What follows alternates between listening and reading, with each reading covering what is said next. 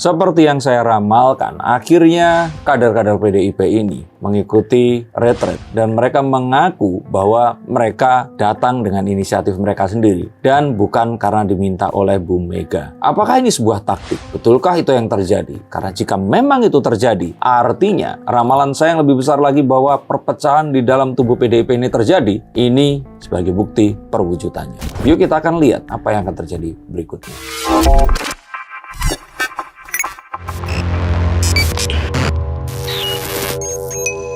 Halo Sainsikers, kembali berjumpa bersama saya Denny Darko. Tidak ada yang namanya misteri, yang ada adalah tanda-tanda yang kita semua cuma untuk mengerti. Mengapa saya membahas konten-konten politik seperti ini? Karena inilah yang menentukan arah tumbuh dan perjuangan bangsa kita ini mengarah kemana nantinya. Dalam kekacauan geopolitik yang semakin tidak menentu, persatuan bangsa ini adalah di atas segala-galanya. Indonesia yang memang terdiri dari ratusan suku bangsa dan ribuan pulau ini memerlukan cara tersendiri untuk persatuannya. Dan ini adalah cara saya sebagai anak bangsa menjaga apa yang harus dijaga dalam persatuan Indonesia.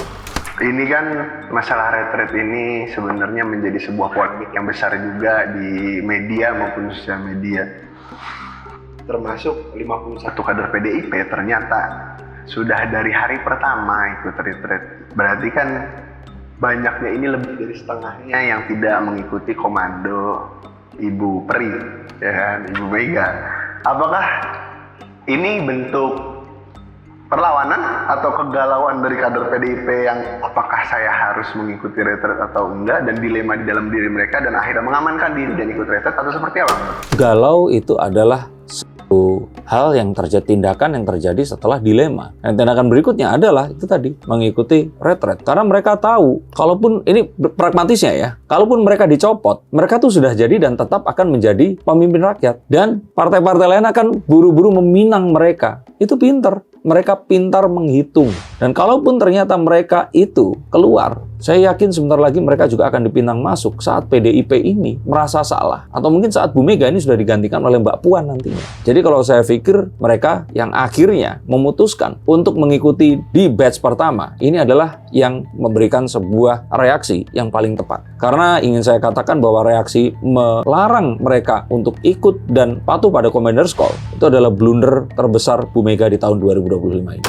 Tapi ada juga yang berasumsi bahwasanya PDIP ini pada akhirnya kader ini ikut retret karena Bu Mega ini sudah mengibarkan bendera putih terkait rentetan penangkapan Hasto sebelumnya, yang dimana banyak sekali yang menghubung-hubungkan, dan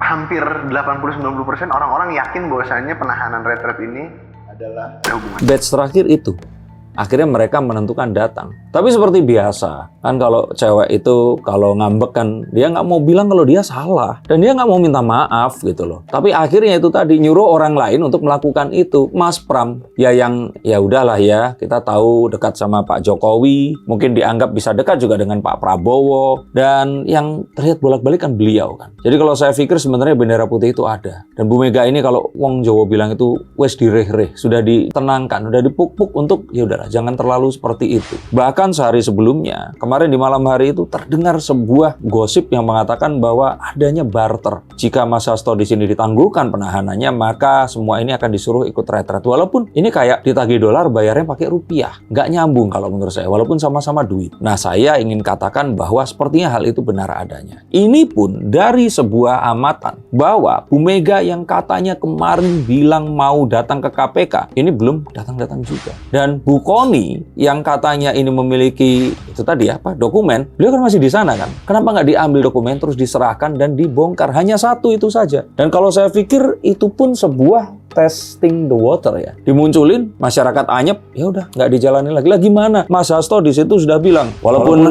yang saya katakan ini tidak memiliki bukti. Nah kalau nggak pakai bukti terus piye Pak caranya membuktikan? Hanya berdasarkan saya kemarin sempat ditanya oleh Mas Novel Baswedan. Lah kan ini bukan sesuatu yang akan bisa kita buktikan dalam pengadilan. Jadi kalau saya pikir kartunya nggak sedang di PDIP. Dan mereka terpaksa melakukan apa yang dilakukan saat ini, tapi nggak mau mengakui saja bahwa itu adalah sebuah hal yang sudah disepakati oleh Bu Megawati. Salah satu kader yang nyusul ikut retret ini, salah satunya adalah Pak Iya Pak Pram. Mas Pram. Dan beliau juga seolah enggan untuk menjelaskan mengapa pada akhirnya beliau ikut retret, dan juga apakah sebelumnya itu kenapa ada keterlambatan pun dia nggak mau menjelaskan secara detail, karena dia bilang kalian semua juga sudah tahu. Nah, lantas apakah benar mereka semua ini datang ke retret ini atas juga ada komando dari Ibu Mega? Iyalah. Atau Iyalah, pasti Ibu Mega, tapi dia nggak mau ngakuin kalau sudah dikomando. Gengsi aja. Masa kalian nggak punya mama, ya kan, saudara perempuan, pasangan mantan dulu, pacar istri yang sekarang. Itu.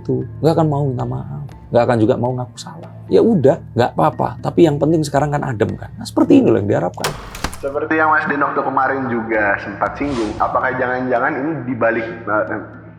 di balik layar, atau mungkin sudah ada perundingan di balik meja antara Bu Mega dan Pak Prabowo, makanya sudah bisa adem ayem seperti ini. Kalau hari ini tadi Pak Prabowo baru saja meluncing Danantara, kayaknya Pak Prabowo itu sedang super sibuk dan belum ada deh obrolan seperti itu. Dan pun ngobrolnya Bu Mega ini pasti kayak yang bos nggak bisa, bukan nggak bisa dalam artian tidak memiliki kapabilitas, tapi kayak nggak mau gitu loh, kayak udah kamu aja. Nah kayak gitu. Punya nggak bos yang nyuruh kita nego sama orang yang penting, padahal kalau dia ngomong sebenarnya lebih enak. Nah udah dia gengsinya tinggi, Pak Prabowo juga sedang sibuk, jadi kayak nggak ketemu kalau saya pikir. Mas Den, ini kan juga berarti belum ada kesepakatan atau mungkin belum ada perundingan antara Bu Mega dan Prabowo, terlihatnya seperti belum ada. Tapi pada akhirnya PDIP seolah menyerah atau mungkin membiarkan kadernya untuk ikut retret. Itu yang ingin dicitrakan.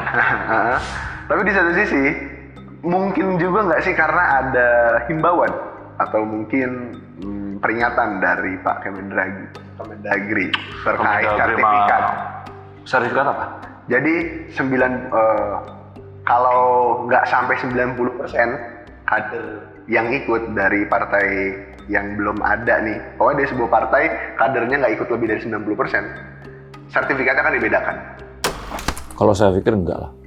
Kalau saya pikir malah mungkin kalau kita berpikir konspiratif ya di sini ya, dugaan-dugaan liar ya, kita akan lihat bahwa rangkaian operasi untuk menjatuhkan dan memisahkan Prabowo dan Jokowi yang selama ini dilakukan ini nggak membuahkan hasil, akhirnya ya udahlah seperti itu. Kalau seandainya dugaan itu boleh ya diflorkan di sini ya. Jadi kita ingat sekali lagi, saya pernah bahas ini di konten yang sebelum ini, mulai dari OCCRP, terus kemudian kalau dirunut lagi itu mulai dari itu mulai dari Felicia Tissue, terus kemudian OCCRP, terus kemudian Graffiti Jokowi, Adili Jokowi, terus kemudian Indonesia Gelap kemarin, terus kemudian ada banyak kan hal-hal yang masalah lukisan Jokowi. Ini kan sesuatu hal yang memang di-magnify gitu, ditalisasi untuk menyerang dan berusaha mendelegitimasi pemerintahan Prabowo dan Gibran. Maka saya pikir ini yang harus kita lihat, dan bisa saja pelurunya udah mulai habis, dananya mulai kering. Tapi ini pun hanya dugaan yang saya dengar di masyarakat yang ya melihat politik ini dengan cara yang berbeda ya, seperti saya melihat ini tadi ya, bahwa mustahil hal seperti itu ujuk-ujuk ada dan bisa terorganisir dengan sangat masif.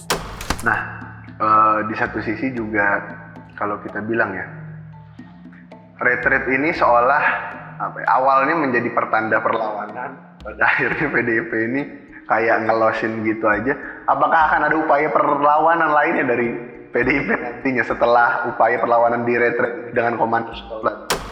Jika ternyata memang ada tindakan hukum yang berikutnya, misalkan pemeriksaan ex Kemenkumham, nah itu bisa saja. Kan yang disasar ini adalah yang berkaitan dengan penegakan hukum di masa lampau. Dan ini sesuatu yang sangat mungkin karena beliau sudah dicekal. Atau mungkin tiba-tiba nanti Bu Kony diperiksa karena dari kemarin udah mendalilkan banyak hal tapi terus ternyata nggak jadi-jadi kayak begitu. Nah ini hal-hal yang mungkin akan jadi ya itu tadi, persoalan itu tadi yang akan membuat sebuah tindakan drastis. Itu akan terjadi saat ada sebuah tindakan drastis yang dialami oleh orang yang melakukan ini tadi. Kalau begitu ini jadi sebuah ajang saling tunggu dong. Maksudnya pasti kan. Nah, politik kan begitu. Kalau kita bilang nggak, maksudnya dari pemerintahan sendiri kan, kalau kita bilang kita nggak tahu ya kebenarannya, tapi pasti ada campur tangan penguasa yang sekarang juga di kasus penangkapan Pak Hasto. Di satu sisi juga mungkin Bu Mega sedang menunggu untuk ini Pak Hasto ini mau dibawa arahnya kemana. Tapi kalaupun memang nantinya Pak Hasto kembali ada proses hukum yang berlanjut, Bu Mega bakal ngambil langkah seperti apa lagi, karena terbukti hari ini langkahnya nggak efektif. Ya itu tadi, mungkin dengan ya sudah merelakan Mas Hasto. Sama seperti dulu Pak Jokowi terpaksa merelakan Ahok. Ini untuk melindungi sesuatu yang lebih besar. PDIP ini lebih besar daripada seorang Hasto Kristianto. Dan apa yang dilakukan Pak Hasto kemarin, kalaupun terbukti benar, kalau kita lihat secara kewajiban partai, mungkin itu yang harus dia lakukan saat itu.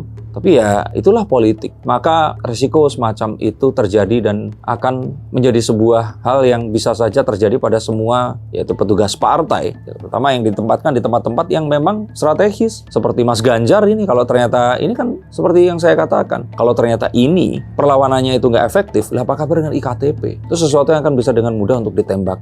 Dan sinar-sinar infrared ini akan langsung mengarah ke orang-orang yang penting. Dan apakah harus menunggu lama sampai akhirnya nanti harus diserempetin ke paling dekatnya? Jadi Ibu Ketua Umum itu tadi. Ini kan satu hal yang nggak ingin untuk terjadi. Tapi kan kalau sekarang kan orang seakan-akan menjadi, kok sekarang politiknya saling sandra? Lah dari dulu juga politik itu saling sandra. Sekarang kok hukumnya dipolitisasi? Karena melibatkan tokoh politik. Orang-orang itu terus kemudian ini jadi kayak apa ya? Mungkin mereka ini menganggap hal seperti ini nggak boleh dilakukan, atau ya itu tadi lah, saya nggak ngerti ya dengan kebangkitan mental yang terjadi di era-era 2010 ke sini, yang mana ya ini hanya memberikan sebuah penalaran ya. Seperti dulu ada, ini kalau saya baca di sini ya, YPAC. Ini adalah yayasan didirikan oleh Profesor Dr. Suharso, seorang ahli bedah tulang.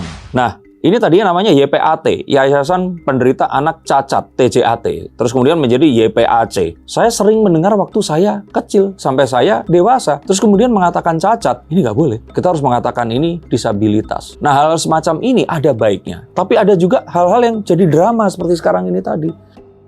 Politik itu akan suci. Lah kan udah. Sejak kapan dapur itu bersih? Nggak akan ada.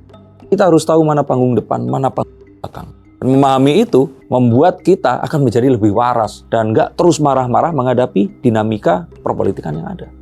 Nah, berarti kemungkinan besar jika Pak Hasto ini diikhlaskan untuk ditangkap, Pak Hasto ini juga nggak bakal berani untuk nyeret-nyeret nama Pak Jokowi dong, bernyanyi di dalam sana. Kan banyak yang mengkhawatirkan, ya kalau memang Pak Hasto nantinya ditangkap, bisa aja dia nyanyi di dalam sana, menyeret nama Pak Jokowi. Ramalan saya adalah akan ada sebuah surat berlogo Pancasila, ada logo PDIP juga. Di situ dikatakan, ya stand down, diam saja, tidak menjawab apapun, tunggu dari Commander's Call.